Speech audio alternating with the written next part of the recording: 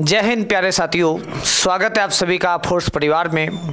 मैं राजेश दांगी आप सभी प्यारे साथियों का एक बार पुनः हृदय से स्वागत करता हूं। वैसे सभी विद्यार्थीगण और आगामी समय में आने वाले भविष्य के नवनिर्माता आप सभी विद्यार्थियों का एक बार पुनः हृदय से स्वागत।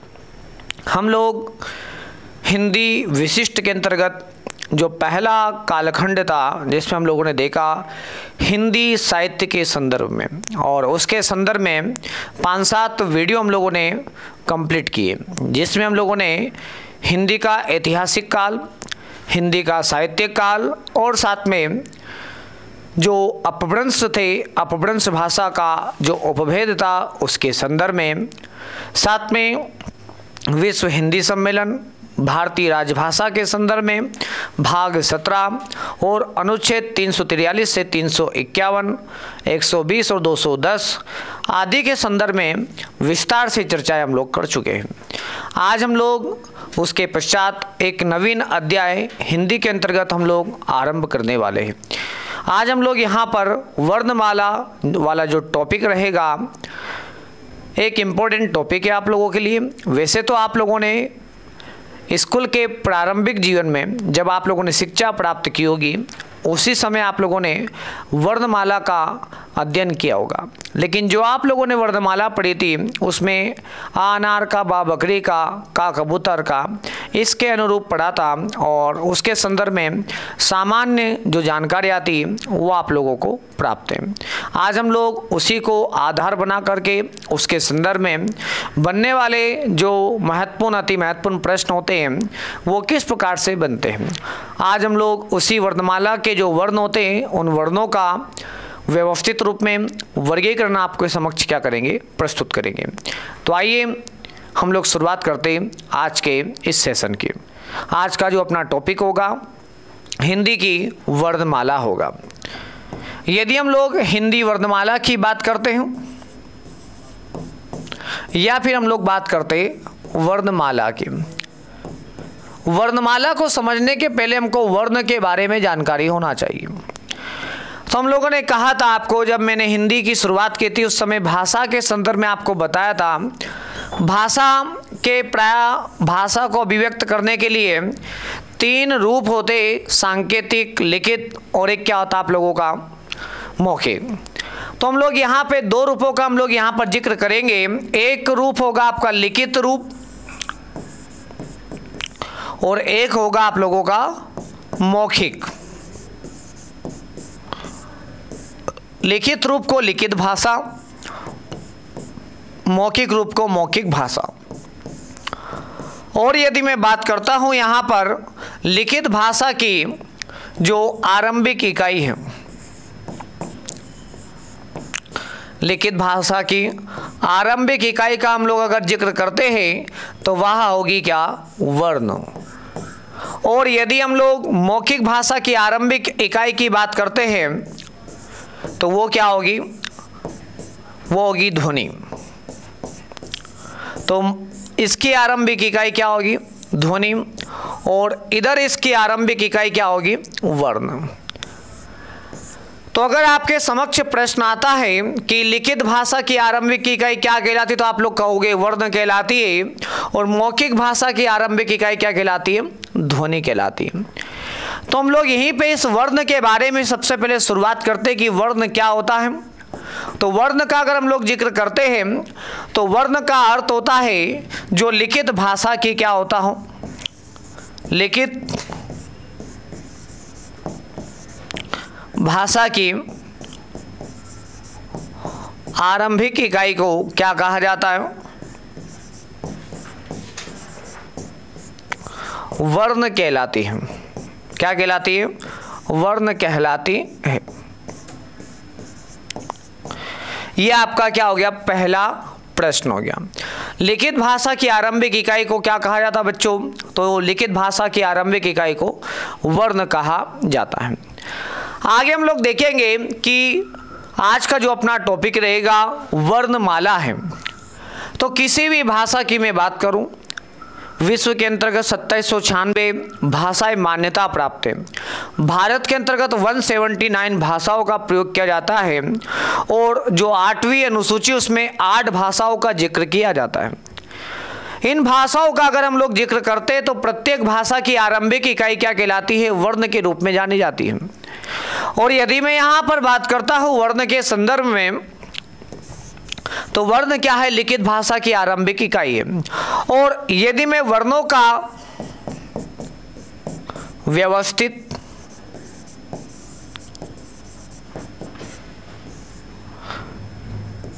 क्रम और समूह की बात करता हूं, यदि वर्णों को कैसे संजोया जाए तो वर्णों को व्यवस्थित रूप में क्रम से समूह के रूप में संजोया जाए तो इसको क्या कहा जाता है? इसको कहते हैं वर्णमाला। जैसे आप लोगों ने मोतियों की माला या फूलों की माला देखी होगी, उस माला में क्या होते? छोटे छोटे पुष्प होते हैं और वो एक व्यवस्थित रूप में जब पिरोए जाते तो उससे एक बनती है क्या? माला। एक क्रम से जब सजोए जाते तो देखने में भी व्यवस्थित लगते, उसकी एक अपनी गरिमा होती है। उसी अनुरूप में जब वर्णों को एक व्यवस्थित क्रम समूह के रूप में जब हम लोग क्या करेंगे? पिरोएंगे या संजोएंगे तो उसको क्या कहा जाएगा? उसको कहा जाएगा वर्णमाला। इतनी बात आपको समझ में आ चुकी होगी। आगे हम लोग देखेंगे कि जो वर्ण होते हैं, इस वर्णों को हिंदी के अंतर्गत 2 प्रमुख रूप होते हैं। एक होता है स्वर और एक क्या होता है? व्यंजन। तो वर्ण के हम लोग यहाँ पे प्राय 2 रूप देखेंगे, एक रूप स्वर के रूप में और एक किसके रूप में? व्यंजन के रूप में। स्वर और साथ में क्या? व्यंजन।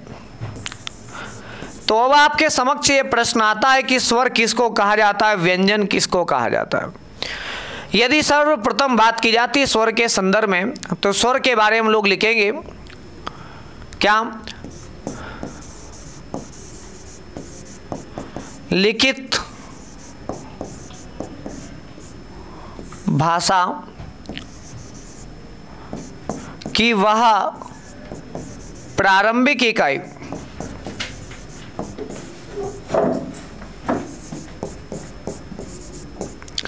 जिसका स्वतंत्र रूप से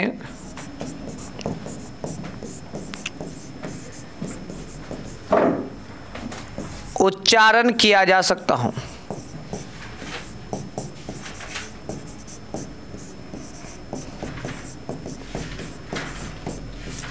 क्या कहलाता है? स्वर कहलाता है। तो स्वर क्या होता है? लिखित भाषा की वह प्रारंभिक इकाई जिसका स्वतंत्र रूप से उच्चारण किया जा सकता हो, उसको हम लोग क्या कहते हैं? स्वर के रूप में हम लोग जानते हैं। तो व्यंजन क्या होता है? जिसका स्वतंत्र रूप से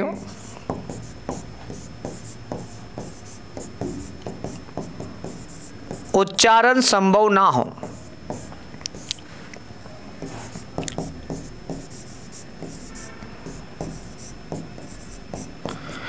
अब जिसका स्वतंत्र रूप से उच्चारण संभव नहीं हो तो उसके लिए कहीं ना कहीं अपने को रिक्वायरमेंट होगी, कहीं ना कहीं जरूरत होगी। और वो जरूरत किसकी होगी? स्वर की। अर्थात जिसका उच्चारण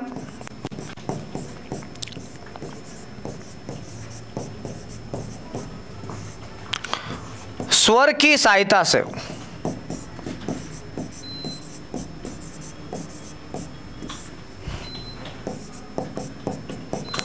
किया जाता हो। ठीक है, अर्थात जिसका उच्चारण स्वर की सहायता से किया जाता हो उसको क्या कहा जाता है? तो उसको कहा जाता है क्या? व्यंजन। तो आपके समक्ष यहाँ पे 2 प्रश्नों के उत्तर आपको प्राप्त हुए कि स्वर किसको कहते हैं। तो स्वर होता है लिखित भाषा की वह प्रारंभिक इकाई जिसका स्वतंत्र रूप से उच्चारण किया जा सकता हो उसको क्या कहा जाता है, स्वर कहा जाता है। और व्यंजन जिसका स्वतंत्र रूप से उच्चारण संभव ना हो, अर्थात जिसका उच्चारण स्वर की सहायता से किया जाता हो, उसको क्या कहा जाता है, तो उसको कहा जाता है व्यंजन। यहाँ तक की चीज़ें आपको समझ में आ चुकी होगी। तो स्वर और व्यंजन दोनों कॉन्सेप्ट आपको क्लियर हो गए होंगे। अब हम लोग देखेंगे ये किसी भी भाषा के अंतर्गत होते हैं। अब हम लोग शुरुआत करेंगे कि जो स्वर होते हैं, स्वर का रूप क्या होता है। जैसे हमने आ लिखा है, लेकिन जब मैं व्यंजन को लिखूंगा तो व्यंजन को लिखने के लिए यदि मैं सिर्फ व्यंजन लिखूंगा तो इसको हलंत के साथ लिखा जाता है। लेकिन जब मैं इसको है ना संपूर्ण रूप में लिखूंगा, जब इसके साथ में अगर मैं आ का प्रयोग करूंगा तो ये इस रूप में ना होकर के किस रूप में होगा, ये का होगा। ये क है और ये क्या है, का है। ये रूप इसका देखने को मिलता है। अब हम लोग शुरुआत करते हैं कि ये वर्णमाला जो अपना हिंदी का है, इस वर्णमाला का विकास किस रूप में हुआ है और कब हुआ और इसमें कितने वर्ण सम्मिलित किए गए हैं। तो आप लोग देखोगे कि 15 अगस्त 1947 की बात है।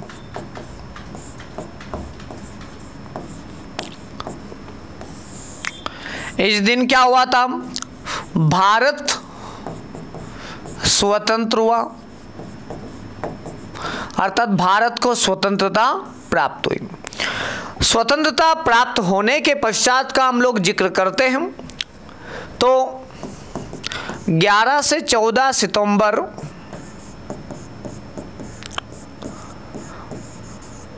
1949 की बात है। तो 14 सितंबर को ये फैसला लिया गया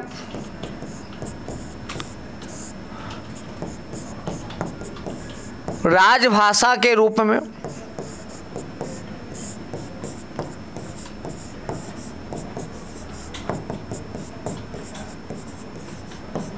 हिंदी को अपनाया जाएगा। ठीक है, राजभाषा के रूप में हिंदी को अपनाया जाएगा। इसका फैसला हुआ 14 सितंबर 1949 को। उसके बाद में संविधान अपना बनकर के तैयार हुआ 26 नवंबर 1949 को। इस दिन क्या हुआ था, संविधान बनकर के तैयार हुआ।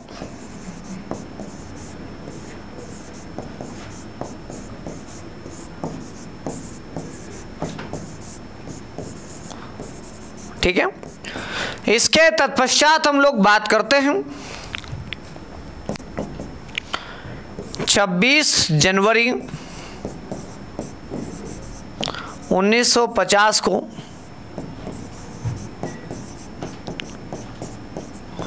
भारतीय संविधान क्या हुआ, लागू हुआ। ठीक है, भारतीय संविधान कब लागू किया गया, तो हम लोग कहेंगे 26 जनवरी 1950 को। एक जो ये जो क्रम है, ये क्रम आपको विधिवत रूप से क्या रखना है, याद रखना है। तो एक बार पुनः हम लोग देखेंगे 15 अगस्त 1947 की बात है। इस दिन भारत को क्या प्राप्त हुआ था, स्वतंत्रता प्राप्त हुई। और 11 से 14 सितंबर 1949 को एक मीटिंग चली थी भाषा के संबंध में कि किस भाषा को मान्यता प्रदान की जाए। और 14 सितंबर को ये फैसला लिया गया कि भारत की राजभाषा के रूप में हिंदी को मान्यता प्रदान की जाएगी। परिणाम स्वरूप हम लोग 14 तारीख का जो दिन था, उस दिन को हम लोग क्या करते हैं, राष्ट्रीय हिंदी दिवस के रूप में हम लोग सेलिब्रेट करते हैं। साथ में 26 नवंबर 1949 को संविधान बनकर के तैयार हुआ। परिणाम स्वरूप 26 नवंबर का दिन भारत के इतिहास में विधि दिवस के रूप में मनाया जाता है। साथ में 26 जनवरी 1950 को भारतीय संविधान लागू हुआ। परिणाम स्वरूप 26 जनवरी को हम लोग क्या करते हैं, गणतंत्र दिवस के रूप में सेलिब्रेट करते हैं। परिणाम स्वरूप जब 50 में भारतीय संविधान लागू हुआ तो उसमें जो भाग 17 था, भाग 17 में आर्टिकल 343(1) जो था उसके जो प्रावधान थे वो 1950 से लागू नहीं हो सकते थे। उसको लागू करने के लिए 15 वर्ष का समय निर्धारित किया गया था, जिसके संदर्भ में आर्टिकल 343 सेकंड निर्मित है। उसमें लिखा गया कि तात्कालिक समय में हम लोग राजभाषा के रूप में हिंदी को लागू नहीं कर सकते, तो इसको लागू करने के लिए 15 वर्ष का समय निर्धारित किया गया। परिणाम स्वरूप 26 जून की बात है बच्चा, 26 जून 1965 को 1965 को क्या हुआ था, हिंदी को राजभाषा के रूप में लागू किया गया। हिंदी को राजभाषा के रूप में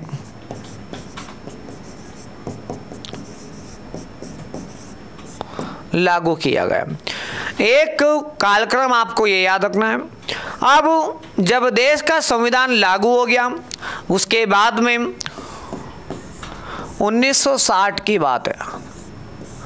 1960 को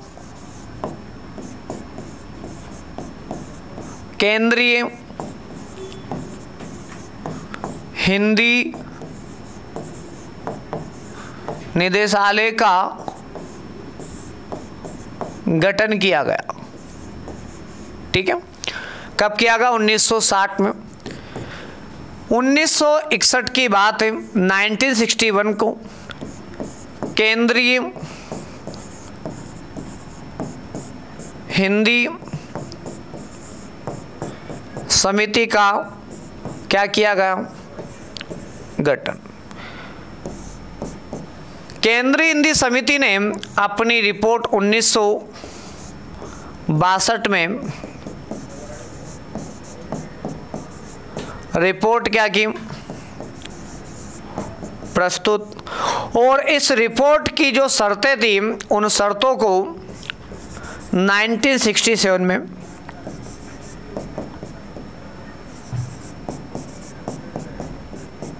शर्तों को माना व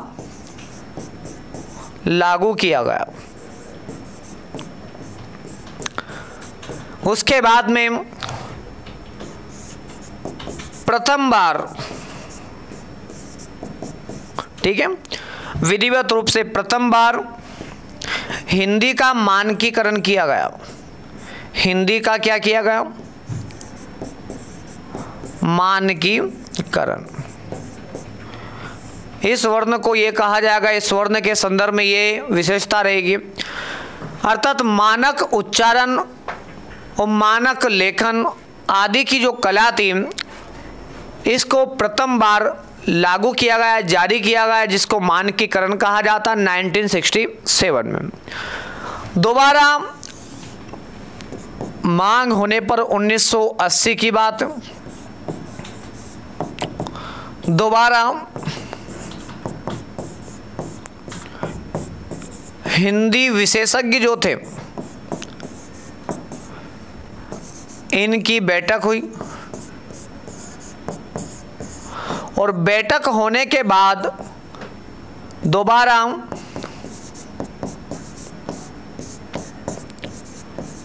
हिंदी का मानकीकरण किया गया।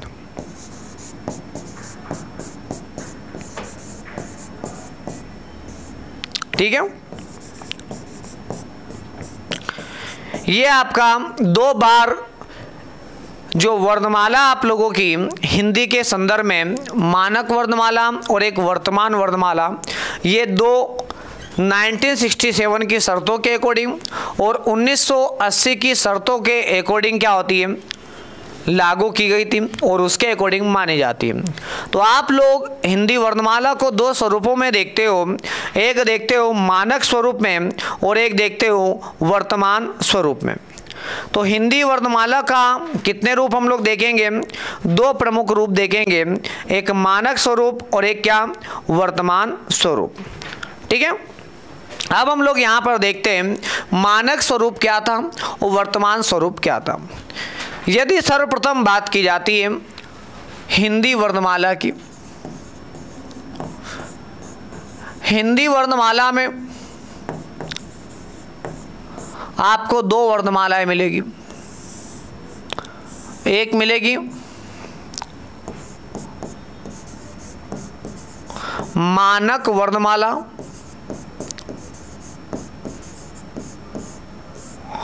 और एक मिलेगी वर्तमान वर्णमाला। ये 2 स्वरूप आपको देखने को मिलेंगे, मानक स्वरूप और एक वर्तमान स्वरूप। यदि मानक स्वरूप की बात की जाती है तो इसका 2 प्रकार से वर्गीकरण किया गया, एक लेखन के आधार पर और एक है उच्चारण के आधार पर। हुबहू यहाँ पर वर्तमान वर्णमाला में भी 2 स्वरूप से आपको वर्गीकरण देखने को मिलेगा, एक तो लेखन के आधार पर और एक क्या उच्चारण के आधार पर। लेखन के आधार पर मानक वर्णमाला में 52 वर्ण देखने को मिलते हैं और उच्चारण के आधार पर आप लोगों को 45 वर्ण देखने को मिलते हैं। वर्तमान वर्णमाला में लेखन के आधार पर 55 वर्ण देखने को मिलते हैं और उच्चारण के आधार पर यहाँ पर आपको 47 वर्ण देखने को मिलते हैं। इन चीज़ों को नोट कर लेना। सबसे अधिक जो परीक्षा में प्रश्न आते हैं वो आते लेखन के आधार पर, जो मानक वर्णमाला है यहाँ से प्रश्न आप लोगों को पूछे जाते हैं। वैसे तो मैंने आपको 4 क्रम आपको बतलाए हैं। एक लेखन के आधार पर टोटल कितने 52 वर्ण होते हैं और उच्चारण के आधार पर कितने होते 45 होते हैं। और ये किसकी बात कर रहा हूँ मैं, मानक वर्णमाला की बात कर रहा हूँ।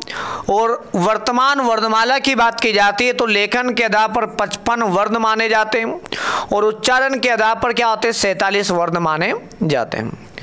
यदि यहाँ पर बात की जाती है इन 52 वर्णों में आपको स्वर मिलेंगे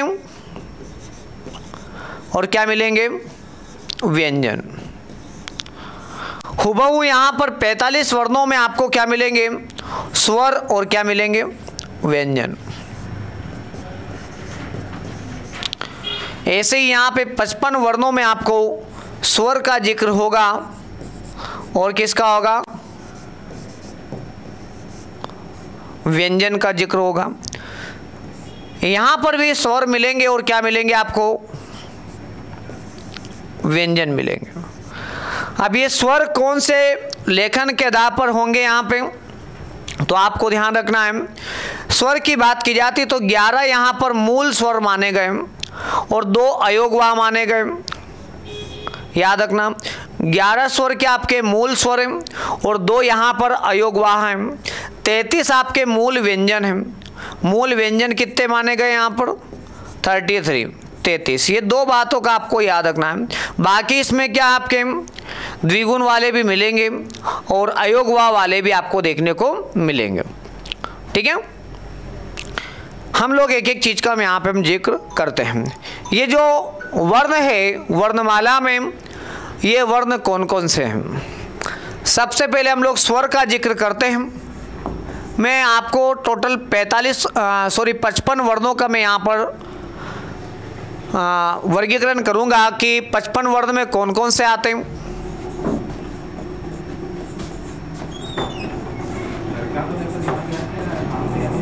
छोटा बड़ा छोटी बड़ी, छोटा ऊ और एक क्या बड़ा ऊ, ऋषि, ए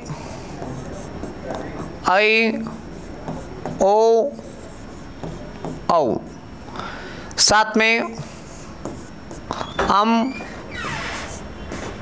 आहा। ठीक है, इसके अलावा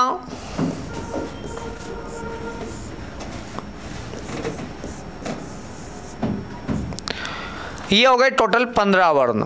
कितने हो गए 15। देखो जरा 1 2 3 4 5 6 7 8, 9, 10, 11, 12, 13, 14 और ये 15। वर्तमान वर्णमाला जो है आपके, उसमें जो 15 स्वर के साथ में लिखे जाते हैं, क्या क्या लिखे जाते हैं, तो ये 1, 2, 3, 4, 5, 6, 7, 8, 9, 10 और ये 11, ये तो मूल स्वर है आपके। क्या है? मूल स्वर। यहाँ पे जो अम है इसको हम लोग कहते हैं अनुस्वार कहा जाता है इसको, और आहा को कहा जाता है विसर्ग। ये जो है अंग्रेजी से लिया गया है, अंग्रेजी का स्वर है, और ये जो है संस्कृत का है। जो ऋषि है, इस ऋषि का क्या है? बड़ा रूप है। तो ये बाद में जोड़े गए। अब ये टोटल है कितने? 15। इन दोनों को क्या कहा जाता? अयोगवाह कहा जाता है।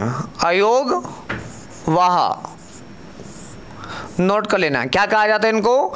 अयोगवाह के रूप में हम लोग इसको जानते हैं। ये अंग्रेजी का क्या आपका स्वर माना जाता है, और ये संस्कृत का स्वर माना जाता है। तो अब टोटल कितने? 11 तो होगा आपके मूल स्वर। अयोगवाह कितने हो गए आपके? 2 हो गए। और बाद में इन दोनों को जोड़ा गया है। किस किस को? अंग्रेजी वाले को बाद में जोड़ा गया है, तो एक तो ये हो गया, और एक संस्कृत वाले को एक मान्यता प्रदान की गई, तो एक ये हो गया। मिलाकर के कितने हो गए? 11, 2, 13, 1, 14, एक कितने हो गए? 15। अब आते हैं हम लोग व्यंजन की ओर। व्यंजन में आएंगे तो आपको एक मिलेगा सबसे पहले स्पर्श व्यंजन।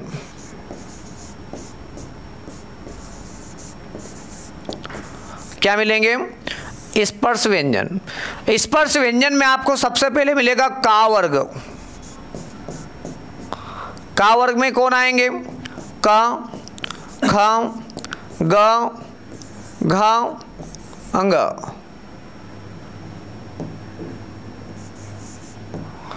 ठीक है। साथ में चा वर्ग। चा वर्ग में च, छ, ज, झ और एक क्या मिलेगा? य। टा वर्ग। टा वर्ग में ट, ठ, ड, ढ और क्या मिलेगा? ण। ता वर्ग, इसमें मिलेगा त, थ, द, ध और न। फिर मिलेगा पा वर्ग। पा वर्ग में प, फ, ब, भ और एक क्या? म। ये आपके 5 वर्ग मिलते हैं, और 5 वर्ग में टोटल 25 वर्ण होते हैं। कितने होते हैं? 25। तो स्पर्श व्यंजन वर्ण की संख्या कितनी बताई जाती है यहाँ पे? 25। इसके अलावा आप लोगों को उष्ण व्यंजन देखने को मिलते हैं। क्या देखने को मिलते हैं? उष्ण व्यंजन और अंतस्थ व्यंजन। सबसे पहले हम लोग देखते हैं यहाँ पे अंतस्थ व्यंजन। अंतस्थ व्यंजन इसमें आता है या, र, ल और एक क्या आता है? वा। इसके अलावा फिर आता है उष्ण व्यंजन। उष्ण व्यंजन में श, श, स और एक क्या आता है? हा। फिर आता है आपके संयुक्त व्यंजन। इसमें आता है छ, त्र, ज्ञ और एक क्या आता है? स्र। फिर आता है द्विगुण व्यंजन। द्विगुण व्यंजन में ढ़, ढ। ठीक है। साथ में एक आता दक्षिणी ध्वनि, जिसको बाद में जोड़ा गया।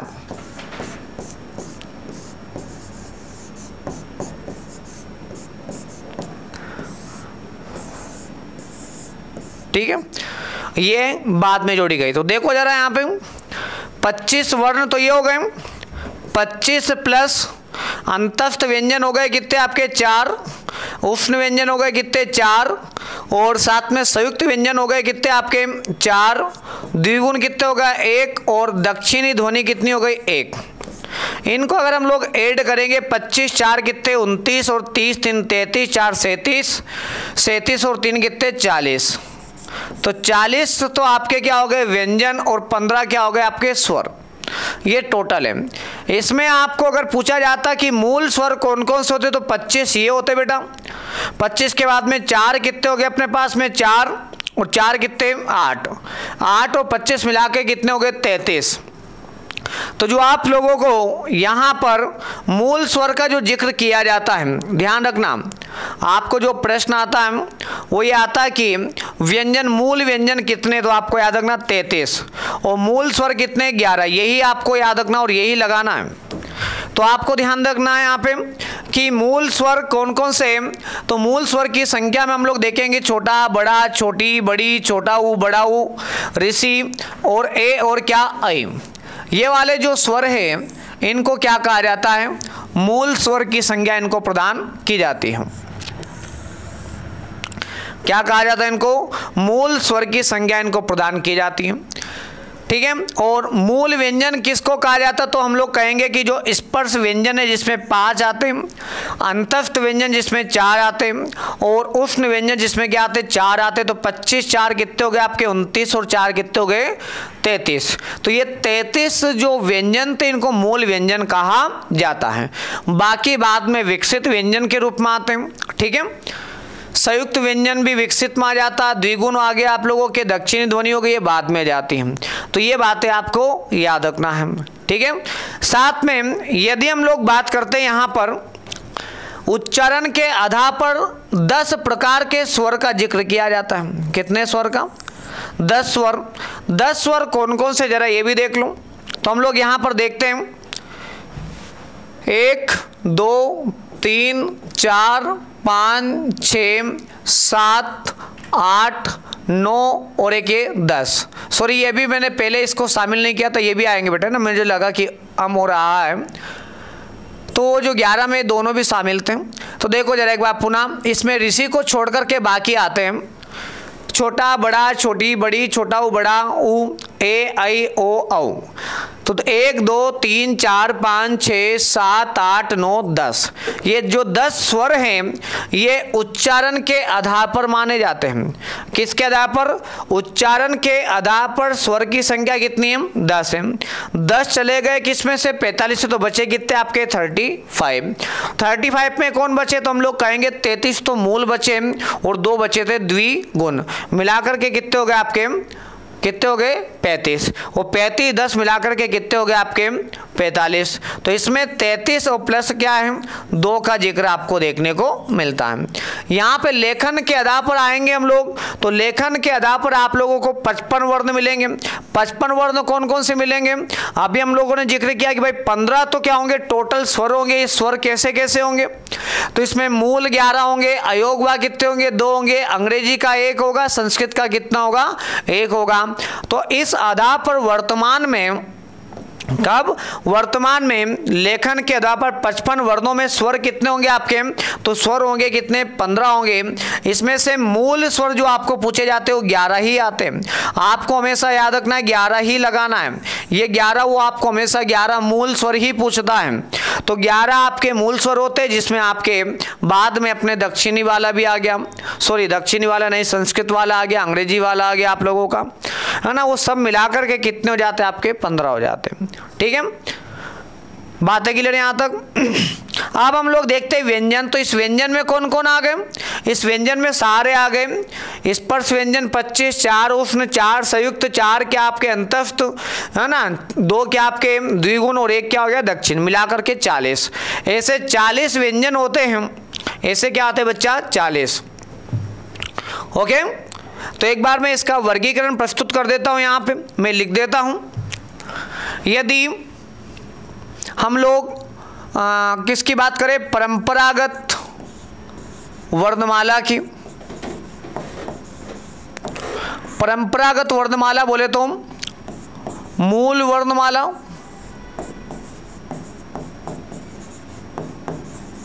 मूल वर्णमाला बोले तो मानक वर्णमाला,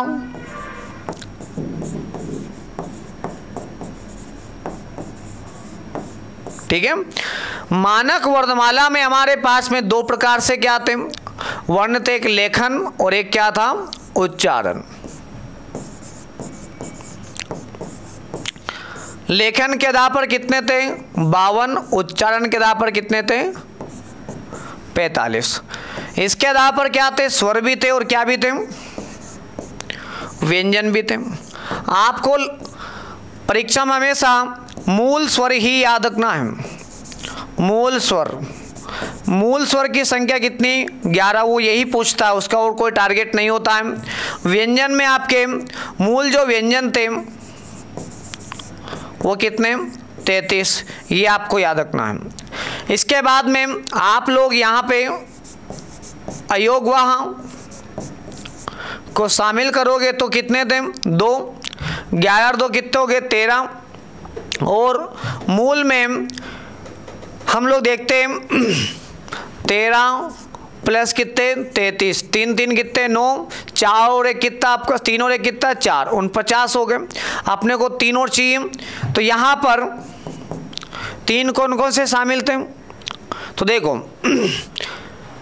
25 के बाद में 4 और 1 क्या, 4, ठीक है। 25 4 4 ये हो गए, मिलाकर के कितने हो गए, 25 4 29, 4 कितने, 33।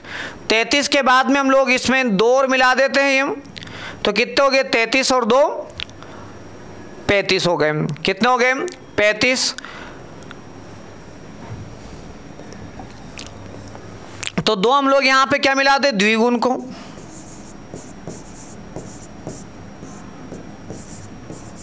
तैतीस और 2 कितने हो गए, 35। यहाँ तक की चीज़ें समझ में आ गई होगी आप लोगों को। तो मूल स्वर कितने हो गए अपने पास में, 11। अयोगवाह की संख्या कितनी हो गई, 2। मूल व्यंजन कितने हो गए, 33। और द्विगुण व्यंजन कितने हो गए आपके, 2। तो यहाँ पे 2 और जोड़ देंगे तो कितने हो गए अपने पास में, 51। कितने हो गए, 51 हो गए। अब इसके अलावा यहाँ पे जो अलग था वो क्या था, तो 25 4 4, ठीक है, और 2। इसके अलावा यहाँ पे आगत व्यंजन, ठीक है ना, किनको शामिल किया गया था, आगत व्यंजन को शामिल किया गया था। आगत व्यंजन का अगर हम लोग जिक्र करते हैं तो जिनमें नुक्ता होता है, क्या लगा होता है, नुक्ता वाले जो वर्ण होते हैं उनको आगत व्यंजन कहा जाता है। क्या कहा जाता है बच्चों, आगत व्यंजन के अंतर्गत रखते हैं। तो यहाँ पे आगत व्यंजन को रखा गया था। ओके, तो ये व्यंजन की क्या हो गई आप लोगों का वर्गीकरण। अब यहाँ पर हम लोग जाएंगे तो आप लोगों को उच्चारण के आधार पर स्वर जो मिलेंगे वो मिलेंगे कितने, 10। बाकी व्यंजन की बात करेंगे तो व्यंजन में आपको 33 क्या होंगे, मूल व्यंजन होंगे, और 2 क्या होंगे, द्विगुण होंगे। 33 2 मिला के कितने हो जाएंगे, 35 हो जाएंगे। ये आपको उच्चारण के आधार पर 45 मिलेंगे। अब वर्तमान वर्णमाला की बात करते हैं।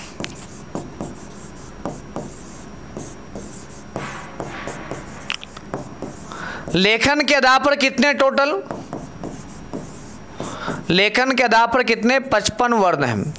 और 55 वर्णों में स्वर सभी प्रकार से मिलाकर के कितने हैं, 15 हैं। इन 15 स्वरों में क्या क्या है, तो मूल स्वर कितने हैं आपके, 11 हैं। मूल स्वर 11 हैं। मूल स्वर के अलावा अयोगवाह की संख्या कितनी है, इनकी संख्या कितनी, 2 है। दक्षिणी नहीं, अंग्रेजी वर्णमाला का कितना है, 1 है। अंग्रेजी के अलावा संस्कृत वाला कितना है, 1 है। तो 11 2 13 1 14 कितना हो गया, 15, ठीक है।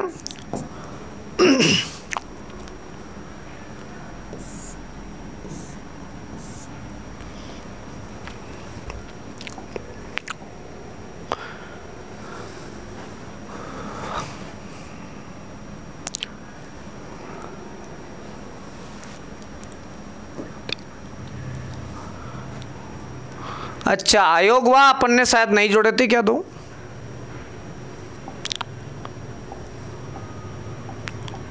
देखो यहाँ पे अयोग वा कितने थे अपने पास में?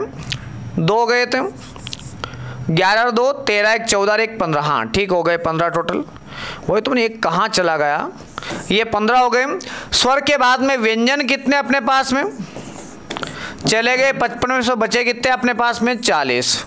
ये 40 में आपके क्या थे? मूल व्यंजन थे 33। मूल व्यंजन के अलावा अपने क्या थे? संयुक्त वाले कितने हो गए? 4। दक्षिणी ध्वनि का कितना हो गया? 1 हो गया। 33 4 1 37 1 कितना हो गया? 38 हो गया। द्विगुण के मिलाकर के कितने हो गए टोटल? मिलाकर के कितने हो गए? 40। ये इस प्रकार से वर्तमान जो वर्णमाला है, वर्तमान वर्णमाला में लेखन के आधार पर कितने 55 वर्णों का वर्गीकरण है। और उच्चारण के आधार पर अगर हम लोग बात करते हैं, किसके आधार पर? उच्चारण के दृष्टिकोण से कितने 47 है। 47 में आप लोग जो मूल स्वर देखोगे यहाँ पे स्वर उच्चारण के आधार पर यहाँ पर भी कितने 10 है। बचे कितने अपने 37 क्या आएंगे आपके व्यंजन। आप 37 व्यंजन में क्या मिलेंगे आपको? 37 में मिलेंगे मूल व्यंजन मिलेंगे जिनकी संख्या कितनी है 33। इसके अलावा मूल व्यंजन की संख्या कितनी 33 और साथ में जो संयुक्त हैं इनकी संख्या कितनी है 4। मिलाकर के कितने 33 4 कितने हो गए 37। ये आपके उच्चारण के दृष्टिकोण से क्या है व्यंजन वर्ण है। इतनी बातें आपको याद रखना है। अब इन वर्णमाला में हम लोग देखेंगे तो इनका स्वरूप आपको देखने को मिलेगा। जो स्वर है, स्वर मात्रा, स्वर की क्या चलेगी मात्रा, और मात्रा के साथ में कैसा चलेगा स्वतंत्र, ये दोनों रूप चलेंगे।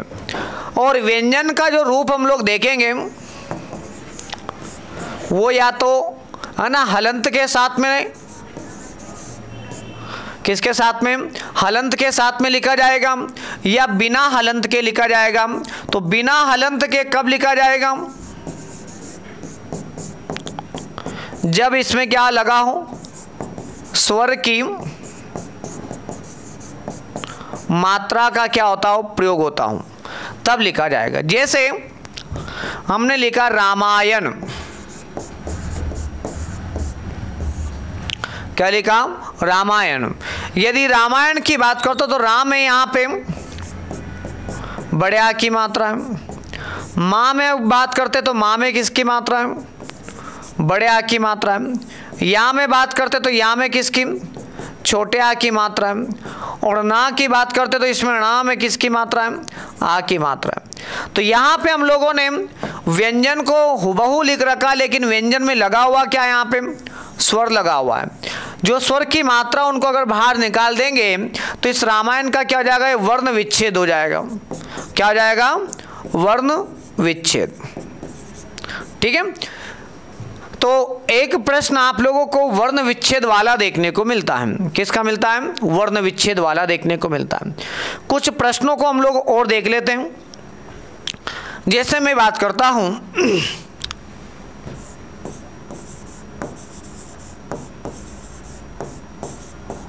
विद्यार्थी। अब विद्यार्थी का वर्ण विच्छेद क्या होगा? सबसे पहले हम लोग वा पढ़ते हैं। वा में किसकी मात्रा छोटी की मात्रा है। इसके अलावा ध्या की बात करते तो ये संयुक्त वर्ण है दा से और किससे बना हुआ या से। और या में मात्रा किसकी बड़े आ की, तो बड़ा आ लगाया अपन ने। साथ में विद्या र बोले तो कौन सा रा ये रा। फिर क्या अपने पास में था में कौन सी मात्रा है बड़ी की मात्रा। ये हो गया विद्यार्थी। ये विद्यार्थी का वर्ण विच्छेद हो गया। इसी के अनुरूप हम लोग देखते हैं। मैंने लिखा रसोई घर, क्या लिखा रसोई घर की अगर हम लोग बात करते हैं तो यहाँ पे लिखा हुआ रा में किसकी मात्रा है? आ की।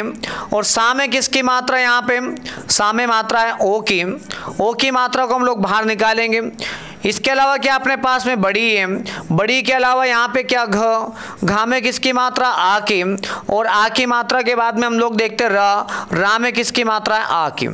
इस प्रकार से रसोई घर का वर्ण विच्छेद होगा। तो एक प्रश्न आप लोगों को वर्ण विच्छेद वाला आता है, और वर्ण विच्छेद तब आप लोग सही कर पाओगे जब आप उसको सही पढ़ते हो। सही नहीं पढ़ोगे तो उसका वर्ण विच्छेद क्या करोगे? गलत करोगे। ठीक है, अब इन वर्णों को एक साथ मिला देंगे संयुक्त रूप से, तो ये बन जाएगा क्या? शब्द बन जाएगा। क्या बन जाएगा? शब्द बन जाएगा। और जब शब्द का प्रयोग कहीं पे किया जाएगा तो क्या बन जाएगा? एक पद बन जाएगा।